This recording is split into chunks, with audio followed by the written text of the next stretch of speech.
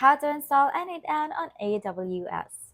In this video, I'm going to guide you through installing N8N on AWS so you can automate your workflows efficiently. First, log into your AWS Management console and navigate to the EC2 dashboard. Launch a new instance using the Ubuntu server 0. Or 2.004 LTS AMI. Choose an instance type right here that suits your needs. T2.micro is sufficient for testing purposes. Now configure the instance details, add storage if necessary, and set up security groups to allow HTTP, HTTPS, and SSH access. Once the instance is running, connect it via SSH, update your package list with sudo apt update, and install node.js, npm, and other dependencies.